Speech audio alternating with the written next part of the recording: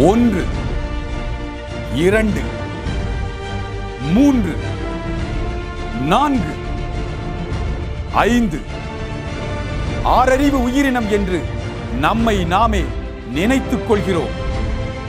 சமீப நாட்களாக 7ஆம் அறிவை பற்றியும் அதை பெற்றுவிட்டதாகவும் சொல்லிக் கொள்கிறோம். இருந்தும் இந்த வினாடி வரை விடைகள் இல்லாத கேள்விகளும் தீர்வு கிடைக்காத பிரச்சனைகளும் மிச்சமிருக்கின்றன. எட்டி பிடிக்க முடியாத அத்தனை கேள்விகளுக்கும் விடைகள் தருகிறது 8ஆம் அறிவு. 8ஆம் அறிவு என்பது அறிவையும் கடந்து தேடல்கள், பயணங்கள், பகிர்தல்கள், அனுபவங்கள், இவை அத்தனை வாயிலாகவும் எட்டி பிடிக்கும் அறிவு 8ஆம் அறிவு.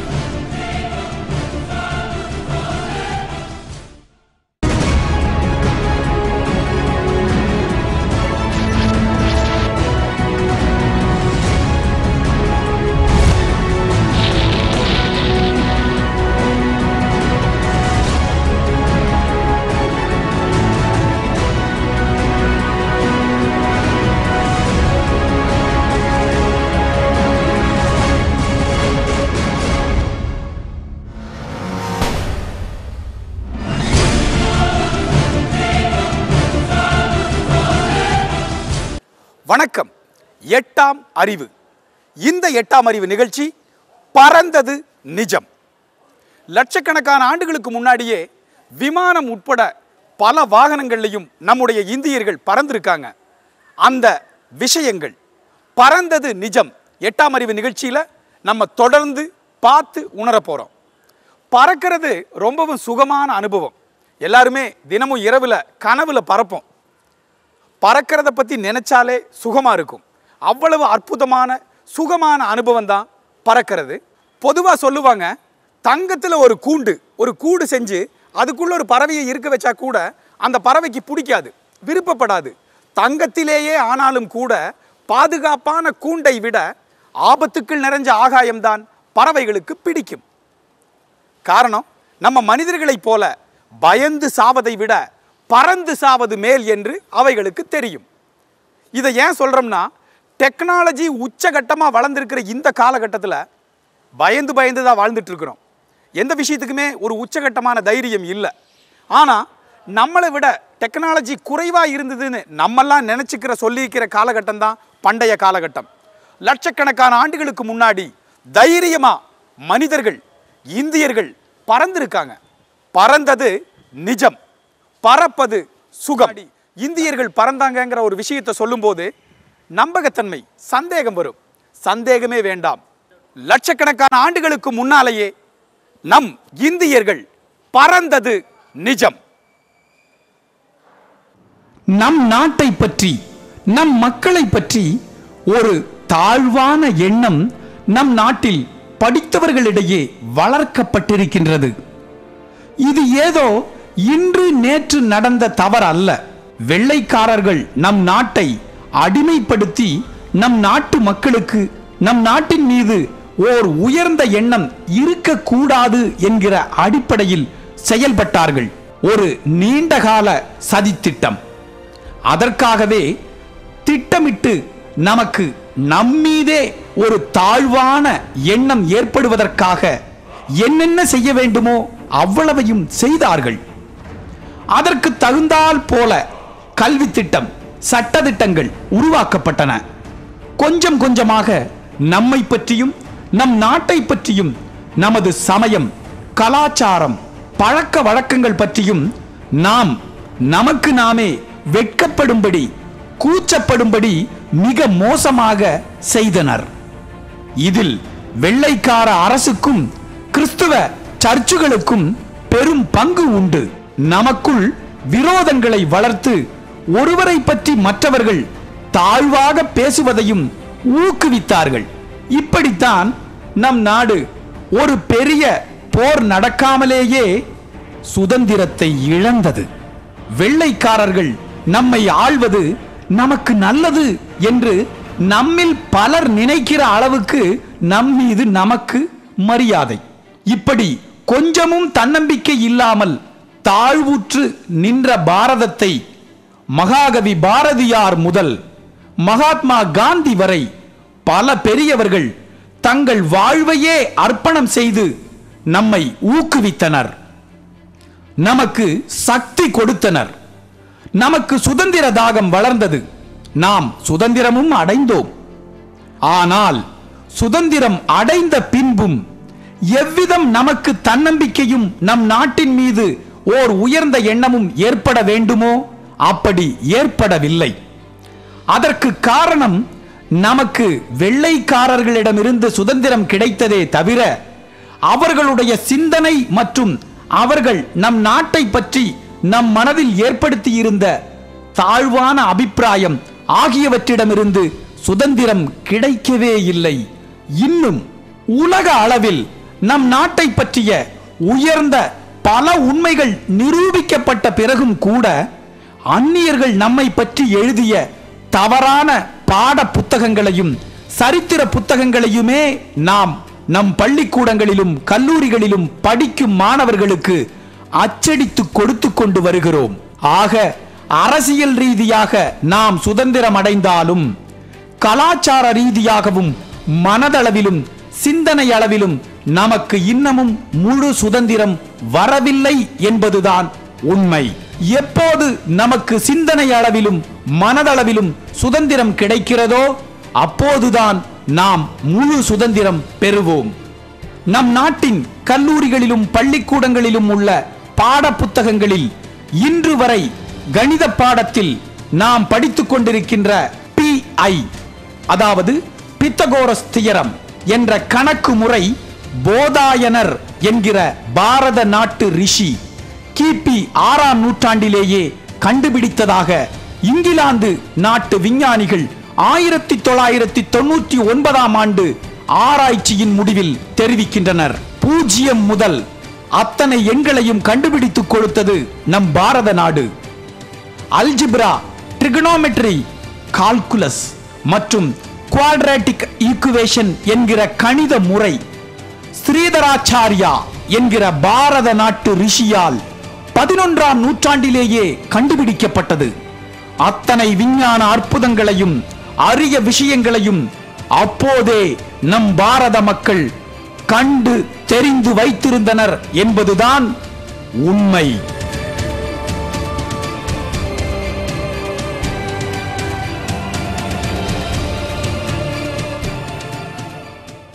ஆயுதங்கள், வேகம், வாகனங்கள், விமானம் என அத்தனை கண்டுபிடிப்புகளுக்கும் ஆதி முதல் நம் பாரத நாடுதான். உலகம் மறைத்தது பாதி, நம்மை நாமே மறந்தது மீதி. பறப்பது சுகம், மனிதன் தனியாக பறந்தான்.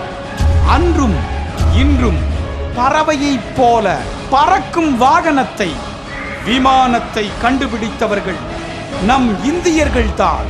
பரத்வாஜ மகரிஷியின் விமானிகா சாஸ்திரா லட்சக்கணக்கான ஆண்டுகளுக்கு முன்பே நாம் பறந்தது நிஜம். பறப்பது சுகம் அப்படின்னு சொன்னோம். பறக்கிறது ஒரு சுகமான அனுபவம்ங்கிறது எல்லாருக்குமே உணர முடியும். வார்த்தைகளில் சொல்லி புரிய வைக்க முடியாது. எல்லாருமே கனவுல பறந்துட்டு தான் இருக்கிறோம். பறக்கிற மாதிரி கனவு வந்தாலே நமக்கு ரொம்ப சுகமாக இருக்கும். இந்த பறக்கிற மாதிரி கனவு வர்றதுக்கும் முன்னாடியே மனிதனுக்கும் பறக்கிறதுக்கும் ரொம்ப தொடர்பு இருக்குது. பூமியில் முதல்ல தோன்றினது ஒரு செல் உயிரினமான அமீபா. அமீபா மீனாச்சு. மீன் தரையிலும் தண்ணியிலும் வாழ்கிற வேறொரு உயிரினமாச்சு. அது அப்படியே வனவிலங்காச்சு. இந்த வனவிலங்கு ஆகிறதுக்கு முன்னாடி பறவை வடிவம், அந்த பறவை வடிவம் தான் மனிதனுக்கு இறக்கைகள், இந்த விங்ஸ்னு சொல்லுவாங்க. இந்த விங்ஸ் பறக்கும் தன்மை குறைந்து போனதால், மழுங்கி போனதால், இல்லாமல் போனதுனால மனிதன் தனியாக பறக்கிறது இயலாமல் போச்சு. அதனால தான் இந்த பறக்கிற தன்மை மனிதனுடைய மனசுக்குள்ள தெரிஞ்சோ தெரியாமையோ டிஎன்ஏல உள்ள இருக்கு.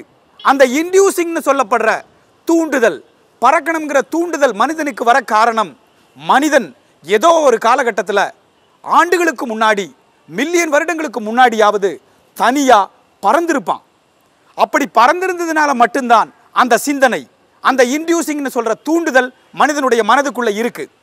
அப்படி காலங்களுக்கு முன்னாடி மனிதன் பறக்கறக்கு முயற்சி பண்ணினான். ஒரு 150 வருஷத்துக்கு முன்னாடி என்னெல்லாம் பண்ணி பார்த்துருப்பான். பறவையை பார்த்தப்போ பறவை தன்னுடைய ரெக்கையை கீழ் நோக்கி இப்படி அழுத்தும் போது மேல் நோக்கி மேல் எழும்புது. அதே மாதிரி பறவைகளுக்கு இருக்கிற மாதிரியே 2 ரெக்கைகளை கட்டிட்டு இது மாதிரி பெரிய கட்டிடங்கள் மேலிருந்து அப்படியே பறக்கறக்கு முயற்சி பண்ணி சாடி இருக்கான். அப்படி செத்து போனவங்க நிறையா இருக்காங்க மனித சரித்திரத்தில். பறக்கறக்கு முயற்சி பண்ணி இறந்து போனவங்க நிறையா இருக்காங்க. காரணம், பறக்கணுங்கிறது அப்படி ஒரு சுகமான அனுபவம். பறக்கறக்கு ஒரு வாகனம் கண்டுபிடிக்கணும், பறக்கிறத பற்றி சிந்திக்கிறது, பறக்கறக்கு கண்டுபிடிக்கப்பட்ட வாகனம் உலக வரலாற்றில் இந்த கண்டுபிடிப்புகளோட வரலாற்றில் உச்சகட்டமாக இருக்கணுங்கிற ஒரு உத்வேகத்தில் தான் பறக்கிறதுக்கு கண்டுபிடிக்கிறதுக்காக மனிதன் பறந்து பறந்து சிந்திச்சான்.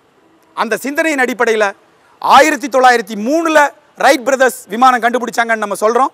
ஆனால் அதுக்கு முன்னாடியே, காலங்களுக்கு முன்னாடியே இந்தியர்கள் பறந்தாங்கிறதுக்கு உண்டான அத்தாட்சிகள் பலதும் இருக்கு. மயன் கட்டுமான பணிகளில் தலை சிறந்து விளங்கிய இன மக்கள் மயன் இன மக்கள். இவர்கள் வாழ்ந்தது மில்லியன் ஆண்டுகளுக்கு முன். லமூரியா கண்டம் என்று அழைக்கப்பட்ட தமிழ் கண்டம் நாவலன் தீவு. இந்த தமிழ் கண்டத்தில் தான், குமரி கண்டத்தில் தான் இந்த மக்கள் வாழ்ந்தனர். பூமியின் ஆதி முதல் மனிதர்கள்.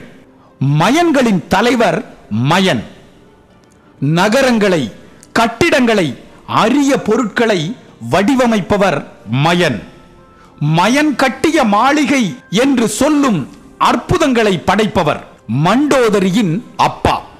அதாவது ராமாயண கால ராவணனின் மனைவி மண்டோதரியின் அப்பாதான் மயன், ராவணனின் மாமனார். சுமார் 17 லட்சம் ஆண்டுகளுக்கு முன் இந்த மண்ணில் வாழ்ந்தவர்கள். ராமாயண காலகட்டம்.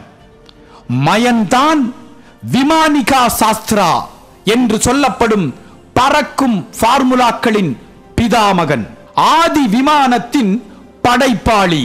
வைமானிகா சாஸ்திரா என்று வெளிநாட்டு விஞ்ஞானிகள் நம்மிடமிருந்து எடுத்துக்கொண்ட அத்தனை ஃபார்முலாக்களையும் எழுதிய பரத்வாஜ மகரிஷியின் முன்னோடி மயன். ராமாயண நிகழ்ச்சிகளில் இலங்கை சென்று ராவணனை கொன்று சீதையை மீட்டு வரும்போது ஸ்ரீராமன், சீதை, லட்சுமணன் ஆகியோர் புஷ்பக விமானத்தில் பாரதம் திரும்புவதாக வால்மீகி குறிப்பிட்டுள்ளார். உண்மையில் புஷ்பக விமானம் இந்திரனுடையது. குபேரனிடத்திலும் கூட ஒரு புஷ்பக விமானம் இருந்தது. ராவணன் இந்திரனிடமிருந்து பறித்து கொண்டு வந்து அவன் வசம் வைத்திருந்தான். ராவணனுடைய விமானத்தின் பெயர் தண்டுமொனாரா. தண்டுமொனாரா விமானம். சிங்கள மொழியில் தண்டுமொனாரா என்றால் பறக்கும் மயில் என்று அர்த்தம். நம்ம இப்போ விமானத்தை பற்றி சில பாயிண்ட்ஸ் நான் சொல்ல விரும்புகிறேன். நம்ம father of aviation, father of aeroplane அப்படின்னு நம்ம நினச்சோம்னா உடனே நமக்கு ரைட் பிரதர்ஸுடைய ஞாபகம் தான் வரும். Orville Wright and Wilbur Wright, அவங்க brothers Americans. 17th December 1903 first manned ஏர்கிராஃப்டை பறக்க விட்டுருக்காங்க. Father of our aviation, father of aeroplane அப்படின்னு சொல்லும்போது நம்ம ரைட் பிரதர்ஸ் நினைக்கிறோம். ஆனால் என்னை பொறுத்தளவில் அதுக்கு முன்னாடியே ஒரு இந்தியர் தயாரிஸ்டர் பாபுஜி தால்படே அப்படின்றவர் தான் ஒரு 9 வருடங்கள் முன்பு, 8-9 வருடங்கள் முன்பு, அதாவது ரைட் பிரதர்ஸ் ஆரம்பிக்கிறதுக்கு முன்னாடியே இவர் பாம்பேயில் ஒரு ஏரோப்ளைன், அன்மேண்ட் ஏர்கிராஃப்ட், அதாவது மனிதன் இல்லாமலே ஒரு பறக்கக்கூடிய ஒரு ஏரோப்ளைனை தயார் பண்ணி பாம்பேவுடைய பீச்சில் பறக்க விட்டுருக்கார். 1500 அடி பறந்துருக்கு அந்த ஏரோப்ளைன். தால்படேன்ற ஒரு இந்தியர்னால் உருவாக்கப்பட்ட ஒரு ஏரோப்ளைன். ஆனால் அதுக்கு அங்கீகாரம் கிடைக்கவில்லை. ஏன்னா அப்போ நம்ம நாட்டில் வந்து பிரிட்டிஷர்கள், இங்கிலாந்துக்காரர்கள் ஆட்சி செய்து கொண்டதுனால அதுக்கு உண்டான அங்கீகாரம் கிடைக்கவில்லை. அதுவும் இல்லாமல் அவருக்கு ஒரு குஜராத் மகாராஜா தான் ஒருத்தர் சப்போர்ட் பண்ணிகிட்டு இருந்தார் ஃபைனான்ஷியலாக. ஆனால் அதை ஸ்டாப் பண்ணும்போது அவருக்கு ஃபைனான்சியல் எய்டு, அதாவது சப்போர்ட் கிடைக்கவில்லை, பண உதவி கிடைக்காதனால அந்த டெக்னாலஜி அவரோட முடிஞ்சு போச்சு. அதுக்கு உண்டான சான்றுகள் எல்லாமே இருக்குது, படமும் எல்லாம் இருக்குங்க.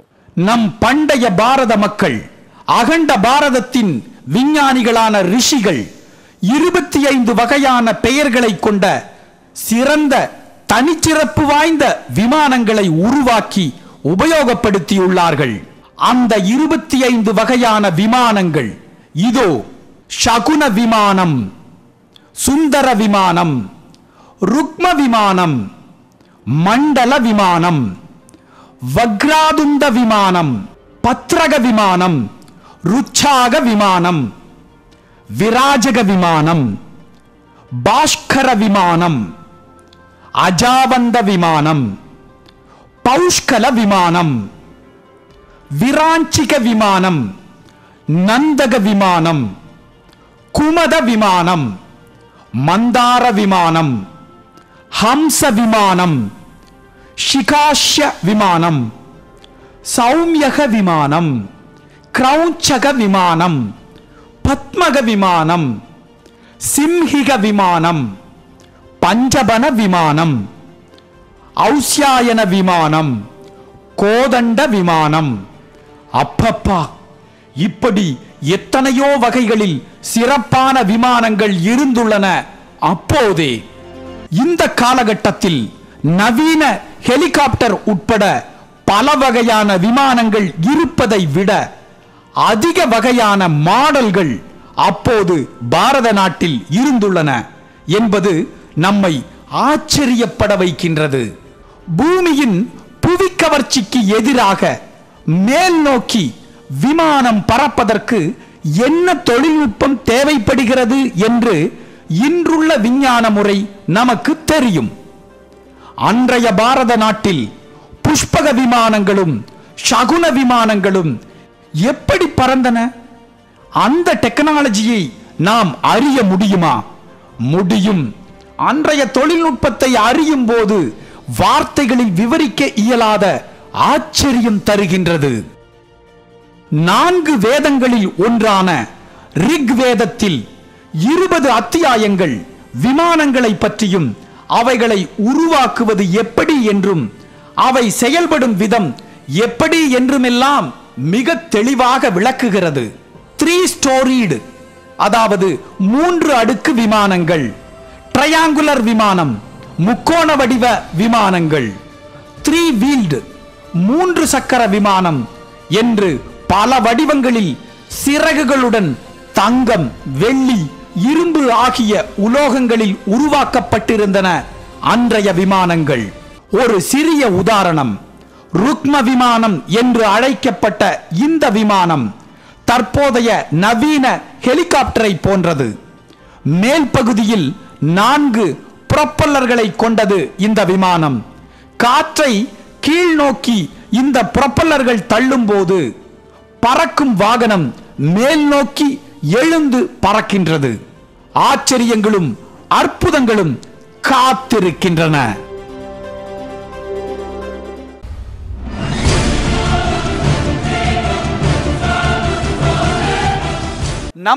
நம்மளுடைய அருமை பெருமைகளை நம்மள யாராவது சொன்னா நம்ம நம்பி பழக்கமே இல்லை. வெளிநாட்டுக்காரர் சொன்னா தான் நம்புவோம். பொதுவா 8ஆம் அறிவு நிகழ்ச்சிகளில் காடும் கடல்லையும் இருந்துட்டு நம்ம விஷயங்களை சொல்லியிருக்கோம். இப்போ ஏரோப்ளைன் முன்னாடி நின்று ஒரு சிங்க கதை சொல்கிறோம். அதாவது ஒரு தாய் சிங்கம் பிரசவ வேதனையில் தத்தளிக்குது. சிங்க குட்டி போட்டுருச்சு. கண்ணு முழிக்காத சிங்க குட்டி தத்தளிக்குது. இந்த பேப்பரில் நியூஸ் எல்லாம் படிப்போம். வினோதமான செய்திகள். பூனைக்குட்டிக்கு நாய் பால் கொடுத்தது.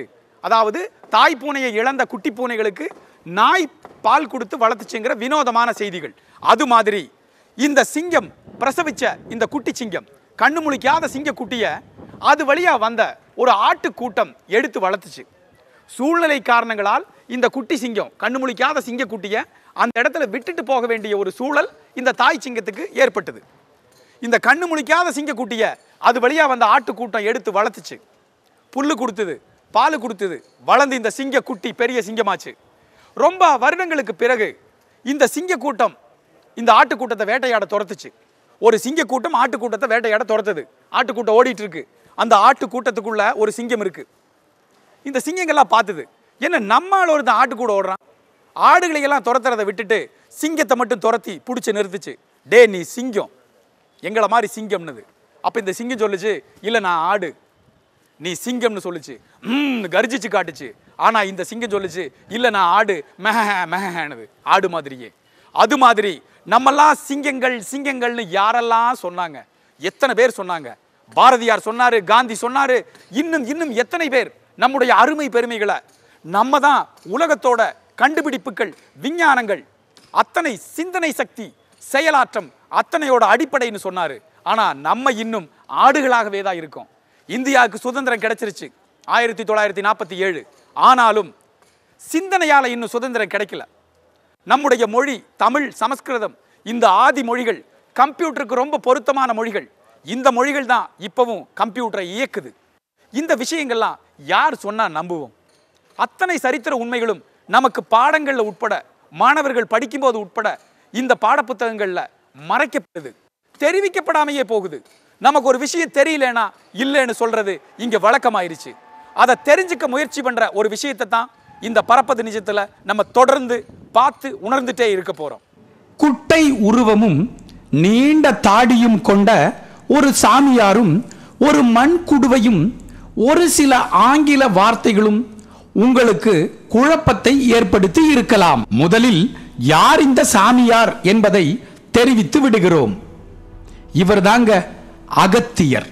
சரி, இவருக்கும் விமானத்துக்கும் பறப்பதற்கும் என்ன சம்பந்தம்? தமிழர்கள், நம் அகண்ட பாரத மக்கள் பழங்கால அறிவியல் தொழில்நுட்பத்தை பற்றி மீண்டும் மீண்டும் பல முறை சொல்லிக்கொண்டே இருக்கிறோம். உத்தேசமாக சுமார் 9000 ஆண்டுகளுக்கு முன் பாரத மக்கள் கண்ட விமான அறிவியல், வானவியல் சாஸ்திரம் என்ற வரிசையில் இப்போது சுமார் 4000 ஆண்டுகளுக்கு முன்னர் தமிழர்கள் பாரத மக்கள் அறிந்து வைத்திருந்த ஒரு அரிய தொழில்நுட்பத்தை பற்றி விவரிக்கிறோம். இது சமஸ்கிருதம். சன்ஸ்தப்ய மிருண்மாய பத்ரே தாமிரபத்ரம் சுசான்ஸ்கிருதம் சாட்யச் சிகிக்ரிவன் சர்த்தப்ரஹி கஸ்தபம் சுபி தஸ்தலுஸ்தோ நிதத்வ்யஹா பர்தத் சடிஸ்தா ஸ்தகா சன்யோகஜ்யத்தே தேஜா மித்ரவர்ண சங்கியதம். இந்த வரிகள் பைந்தமிழ் முனிவர் அகத்தியர் எழுதிய அகத்திய சம்ஹிதம் என்ற அறிவியல் பொக்கிஷத்தின் ஒரு சின்ன பகுதி. இதற்கான விளக்கத்தை இப்போது பார்க்கலாம். ஒரு மண் குடுவையை எடுத்து அதனுள்ளே தாமிர தகடை செலுத்தி சிறிதளவு சிகிக்ரிவம் நிரப்ப வேண்டும். பின்னே அந்த ஈரமான மரத்துகளை பாதரசம் மற்றும் துத்தநாகத்தை கொண்டு பூசி 2 கம்பிகளை இணைத்தால் மித்ர வருண சக்தியை பெறலாம். மித்ர வருண சக்தியா? அப்படி என்றால் என்ன? சித்தர்கள் தவமிருந்து கிடைக்கிற சக்தியா? பூமியோட ஆதி மனிதன் தமிழன். அந்த அகண்ட பாரத நிலப்பரப்பில் இருந்த அந்த இந்தியர்கள் பேசிய மொழிகள் தமிழ், சமஸ்கிருதம், பிராகிருத் ஆகிய மொழிகள். இந்த சமஸ்கிருத மொழி ரொம்பவும் விஞ்ஞானபூர்வமான மொழி. இப்ப கூட உலக புகழ்பெற்ற ஃபோர்ப்ஸ்ங்கிற ஒரு பத்திரிகை ஆராய்ச்சி நடத்தி முடிவை வெளியிட்டிருக்கு. கம்ப்யூட்டருக்கு ரொம்பவும் பொருத்தமான மொழி சமஸ்கிருதம் தான் அப்படிங்கிற உண்மையை. சமஸ்கிருதம்ங்கிற மொழி விஞ்ஞானபூர்வமான மொழி. விஞ்ஞானத்தோட அத்தனை ஃபார்முலாக்களும், அத்தனை ஈக்குவேஷன்ஸ்னு சொல்லப்படுற அத்தனை விஷயங்களும் சமஸ்கிருத மொழியில ரொம்ப சுலபமா இருக்கு. இந்த விமான டெக்னாலஜி உட்பட அத்தனை பறக்கிற டெக்னாலஜியுமே சமஸ்கிருத மொழியில ரொம்ப எளிமையா இயல்பா சொல்லப்பட்டிருக்கு. என்ன பண்றது, நம்ம தான் சமஸ்கிருதம் இந்திங்கிற மொழிகளை எல்லாம் படிக்கிறதுக்கு தயார் இல்லை, படிக்க மாட்டேங்கிறோம். நம்ம படிக்கிறதுக்கு விரும்பாத சமஸ்கிருத மொழியை அமெரிக்கர்கள் படிக்கிறாங்க, ஜெர்மனியர்கள் படிக்கிறாங்க, இங்கிலாந்தில் இருக்கிறவங்க படிக்கிறாங்க. படிச்சு என்ன பண்றாங்கன்னா அவங்க கண்டுபிடிப்புகளை நிகழ்த்துறாங்க. இந்த விமான டெக்னாலஜி மாதிரி இருக்கிற இந்த விஷயங்களை கண்டுபிடிக்கிறதுக்கு உண்டான அரிய விஷயங்கள், ஃபார்முலாக்கள், ஈக்குவேஷன்ஸ் எல்லாம் இருக்கிற சமஸ்கிருதத்தில் இருந்து இந்த வெளிநாட்டுக்காரர் படித்ததுக்கு அப்புறம் அதைய இங்கிலீஷில் மொழிபெயர்க்கிறாங்க. அந்த மொழிபெயர்த்த ஆங்கிலம் நமக்கு வருது. நம்ம என்ன நினச்சிக்கிறோம், இங்கிலீஷ்காரன் தான் கண்டுபிடிச்சான், வெளிநாட்டுக்காரன் தான் கண்டுபிடிச்சான்னு நினச்சிக்கிறோம். ஆனால் அத்தனை அரிய விஷயங்கள் இந்த விமான டெக்னாலஜி உட்பட நம்ம இந்த விமானம் கண்டுபிடிக்கிறதுக்கு உண்டான விமானிகா சாஸ்திரா, இந்த விஷயங்கள் சமஸ்கிருதத்தில் இருந்து ஜெர்மனுக்கு போச்சு, ஜெர்மன்ல இருந்து அமெரிக்கா போச்சுங்கிற இந்த உண்மையை பார்க்கறதுக்கு இந்த காக்பிட், நம்ம இப்போ உட்கார்ந்துருக்கிற இந்த விமானத்தோட காக்பிட்ல இருந்து பறந்து போகிறோம். எங்க? ஜெர்மனுக்கும் இங்கிலாந்துக்கும் அமெரிக்காவுக்கும். அங்க சமஸ்கிருத மொழியை படிச்சிட்டு இருக்கிற வெளிநாட்டு விஞ்ஞானிகளையும் வெளிநாட்டு மாணவ மாணவியர்களையும் பார்க்கும்போது இந்த உண்மையை நம்ம உணர முடியும். சமஸ்கிருத மொழி எவ்வளவு உன்னதமானது, இந்த மொழியில எவ்வளவு விஞ்ஞான பூர்வமான அடிப்படையிலான இந்த கண்டுபிடிப்புகளுக்கு உள்ள விஷயங்கள் இருக்குங்கிறது நமக்கு உணர முடியும். ராவ் சாஹேப் கிருஷ்ணாஜி வாஜே, சுருக்கமாக கிருஷ்ணாஜி என்று அழைக்கப்படும் ஒரு மனிதர் 1891ஆம் ஆண்டு தற்போதைய மகாராஷ்டிர மாநிலம் பூனேவில் தமது பொறியியல் படிப்பை முடித்துவிட்டு தமது துறை சார்ந்த விஷயங்களை பண்டைய கால படைப்புகளில் தேடலை தொடங்கினார். அப்போது உஜ்ஜயினி மாகாணத்தைச் சேர்ந்த தாமோதர் ட்ரைம்பக் ஜோஷி ஒரு சில பண்டைய ஆவணங்களை பெற்று தனது ஆய்வுகளை தொடர்ந்தார். அது சுமார் கிமு 1550ஆம் ஆண்டின் ஆவணம். கொஞ்சம் முன்பு சொன்ன அந்த சமஸ்கிருத வரிகளை படித்தவுடன் அதை பற்றி தெரிந்து கொள்ள சமஸ்கிருத வல்லுநரான டாக்டர் MC சாஸ்தபுத்தே அவர்களை அணுகினார். புத்தே அப்போது நாக்பூர் பல்கலைக்கழக சமஸ்கிருத துறை தலைவர். அவர் இந்த சமஸ்கிருத வாசகங்களை படித்து பார்த்ததும் ஆச்சரியத்துடன் அதிர்ந்து போய், இது ஏதோ ஒரு டேனியல் செல்லை போன்ற மின்கலத்தின் கட்டுமானத்தை போன்று இருக்கிறது என்றார். சரி, இதை மேலும் ஆராய வேண்டும் என்ற ஆர்வம் தொற்றிக்கொள்ள புத்தே அதை நாக்பூரை சேர்ந்த பொறியியல் வல்லுனர் PP ஹோல் அவர்களிடம் கொடுத்து ஆராயச் சொன்னார். ஒவ்வொன்றாய் படித்து படித்து அதில் கூறப்பட்டதை போன்றே தனது மின்கலத்தை வடிவமைக்கும் போது அவர் வந்து முட்டி மோதி நின்ற இடம் சிகிக்ரிவம் என்ற சொல். சிகிக்ரிவம், நாமும் கூட அதை படிக்கையில் என்ன அது என்று சற்று யோசித்திருப்போம். அவர்களும் இது என்னவா இருக்கும் என திணறும் போது ஒரு சமஸ்கிருத அகராதியில் மயிலின் கழுத்து பகுதி என்று இருந்ததை பார்த்தார்கள். உடனே அவர்கள் இருவரும் பகக் என்ற ஒரு மயில் சரணாலயத்தில் தலைமை பொறுப்பாளராய் இருந்தவரிடம் போய், ஏதாவது இறந்த மயில்கள் உள்ளதா, அல்லது இங்கிருக்கும் மயில்கள் எப்போது சாகும் என கேட்க அவருக்கு கோபம் வந்துவிட்டது. பிறகு இவ்விருவரும் நிலைமையை விளக்கி கூற உடனே பகக் சிரிக்க ஆரம்பித்து விட்டார். இருவரும் திகைப்புடன் அவரை நோக்க பகக் சொன்னார், அது மயிலின் கழுத்து அல்ல, மயிலின் கழுத்தை போன்ற நிறம் உள்ள பொருள். இதை கேட்டதும் அவர்களுக்கு சிந்தனை முளைத்தது. ஆஹா, ஆம், அதுதான் அது, மயிலின் கழுத்து நிறம், அதேதான், காப்பர் சல்பேட். கண்டுபிடித்தாகிவிட்டது. அடுத்த சில மணி நேரங்களில் மின்கலமும் தயாரானது. அந்த மின்கலத்தை ஒரு மல்டிமீட்டரை வைத்து ஆராய்ந்த போது 1.38 ஓபன் சர்க்கியூட் வோல்டேஜ் மற்றும் 23 மில்லியாம்பியர் ஷார்ட் சர்க்கியூட் கரண்ட் கிடைக்க பெற்றது. ஆச்சரியம்! ஆமாம், வெள்ளைக்காரன் எலக்ட்ரிக் கரண்ட் என்றதை அலுப்பே இல்லாத மின்சாரம் என்று பெயர் மாற்றி பயன்படுத்தி வருகிறோமே, அதற்கு நம் பாட்டன் இட்ட பெயர் மித்ர வருண சக்தி. வருணன் என்றால் தண்ணீர் என்பது நாம் அறிந்ததே. மித்ரன் என்றால் சூரியன். ஆனால் இங்கே ஹைட்ரஜன் என்ற பொருளை கொள்ளும். ஏனெனில் சூரியனின் சக்தி ஹைட்ரஜனில் தான் உள்ளது. அதனால் இங்கே ஹைட்ரஜனை குறிக்க மித்ரா என்று குறிப்பிடுகிறார். தண்ணீரில் இருந்து ஹைட்ரஜனை பிரித்து எடுத்தால் மாபெரும் சக்தியை நாம் பெறலாம். எனவே அவ்வாறு பெறப்பட்ட சக்தியையே மித்ர வருண சக்தி என்கிறார் அகத்தியர். என்னப்பா இது, அந்த காலத்தில் மின்சாரமா என்று ஏளனமாக கேட்கிறீர்களா? தேடுங்கள் கூகுள் சர்ச் தேடுதல் தளத்தில் பாக்தாத் பேட்டரி என்று ஆங்கிலத்தில். அது மட்டுமல்ல, இருங்க, நம்ம பாட்டன் இதோட நிறுத்திரல. இன்னும் கொஞ்சம் தகவலை மட்டும் சுருக்கமாய் இந்த 8ஆம் அறிவில் சொல்கிறோம். இன்னும் வரும் 8ஆம் அறிவுகளில் எப்படி பறந்தோம் என்பதை கண்டு உணரலாம். அகத்தியர் மேலும் கூறுவது, இதே போல 100 கலன்களை, அதாவது 100 பேட்டரிகளை செய்து தண்ணீரை பயன்படுத்தினால் அது பிராணவாயுவாகவும் ஹைட்ரஜனாகவும் பிரியும் என்கிறார். இந்த ஹைட்ரஜன் மிதக்கும் தன்மையுடையது எனவும் இதை ஒரு பையில் அடைத்தால் பறக்க பயன்படுத்தலாம் எனவும் தெரிவிக்கிறார். அது மட்டுமல்லாமல் அகஸ்திய சம்ஹிதாவில் நமது நவீன கால எலக்ட்ரோ பிளேட்டிங் என்று சொல்லக்கூடிய அதே முறையை தெள்ளத் தெளிவாக விவரித்து செயற்கையாக தங்கத்திற்கு சாயம் பூசுவது எப்படி என்றும் குறிப்பிட்டுள்ளார். தமிழும் சமஸ்கிருதமும் சித்தர்கள் மொழியாக உள்ளது. அகத்தியர் வாழ்ந்த காலகட்டம் குறித்த தெளிவான புள்ளி விவரம் கிடைக்க பெறவில்லை.